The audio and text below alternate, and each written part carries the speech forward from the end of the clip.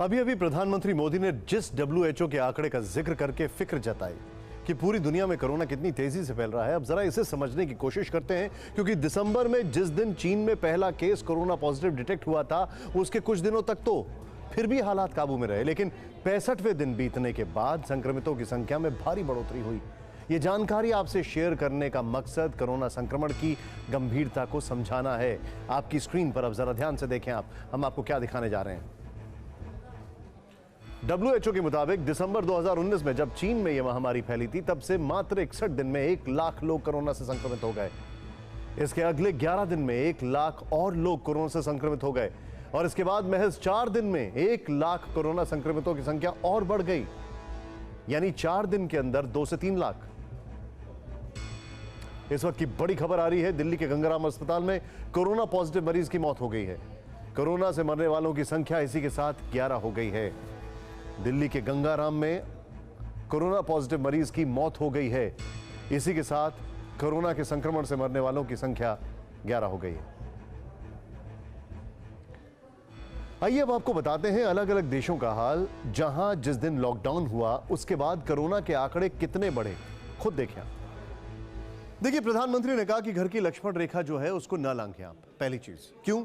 क्योंकि 21 दिन का कोरोना का साइकिल है, वो लॉकडाउन के लिए बहुत जरूरी है कि अगर आप लॉकडाउन रखते हैं उतने दिनों तक तो कोरोना का जो संक्रमण है वो रुक जाएगा।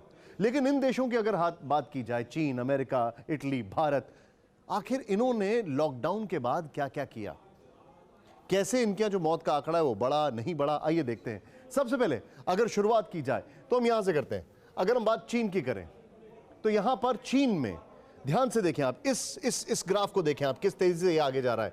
यहां पर जब पहला केस आया था 1 दिसंबर को, और उस वक्त 571 केस तब आए थे जब ये लॉकडाउन पर आए। लॉकडाउन पर जब ये आए, ये देखें आप, 20 जनवरी को लॉकडाउन पर आए, 571 केस, कुल 17 मौत। लेकिन उसके बाद क्या हुआ, ये समझने वाली बात है। अगर ये समझने वाली बात है तो ये देखें, लॉकडाउन के बाद इनका जो कर्व है वो इस तरीके से जा रहा है, ये इस तरीके से जा रहा है। कितने केसेस होते हैं, ये कर्व अगर फ्लैट हो जाता तो ये केसेस कम हो जाते, यानी कि लॉकडाउन बहुत तेजी से अगर बात की जाए उस पे अमल नहीं किया गया, या क्या किया गया ये हम आपको अपनी रिपोर्ट्स में आगे भी दिखाएंगे। लेकिन अगर इसके बाद और बात की जाए, यहां पर चीन के बाद अगर मैं बात करूं इटली की, क्योंकि इटली सबसे बड़ा एक चिंता का विषय था कि आखिर इटली में क्या हुआ। 31 जनवरी ये है, देखें आप, 31 जनवरी को पहला केस आया, तब ये आंकड़ा था और कुल मौतें इतनी थी, इतनी मौतें हो चुकी थीं। और फिर इन्होंने 21 फरवरी को लॉकडाउन किया इतनी मौतों के बाद। और जब लॉकडाउन किया तो यहां पर अगर चीन की अपेक्षा से देखा जाए तो इनका जो कर्व था, चीन का अगर आपने देखा होगा ऐसे गया, इनका और ज्यादा तेजी से शार्प ऊपर गया, और तब तक इतनी मौतें हो चुकी थी, यानी कि 5476 लॉकडाउन के बाद। क्यों? क्योंकि इटली में लॉकडाउन को अगर कहा जाए ठीक से माना ही नहीं गया। और ये हम आपको एक रिपोर्ट में भी दिखाएंगे आगे, किस तरीके से एक लेटर है, एक इटालियन ने जो लेटर लिखा है, भारतीय हैं, और उन्होंने क्या क्या बताया। लेकिन इस सब के बीच में अगर हम वापस आए यहां पर, और अब आपको बताते हैं अमेरिका का हाल। अमेरिका में भी हालात बहुत गंभीर हैं, क्योंकि अमेरिका में अगर बात की जाए तो पहला केस 21 जनवरी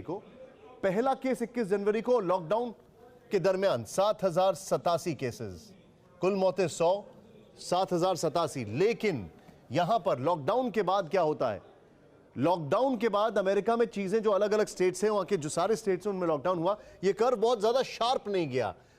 402 और 31,573 केसेस और 402 मौत, ये अमेरिका का हाल। भारत की अगर बात की जाए तो हम अगर भारत के ऊपर आएंगे, यहां पर आपको ये पूरा जो ग्राफिक्स है भारत के जरिए दिखाने की कोशिश करते हैं।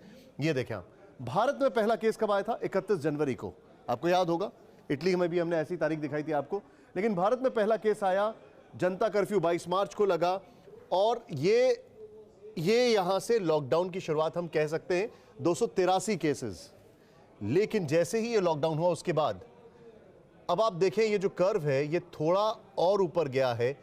ये जो शार्पनेस है, 11 मौत, 498, और ये मामले बढ़ते जा रहे हैं केसेस के, इसको कंट्रोल करना सबसे ज्यादा जरूरी है अगर इस पूरे मामले में बात की जाए। तो ये था आपके सामने आंकड़ा चीन, अमेरिका, इटली और भारत का।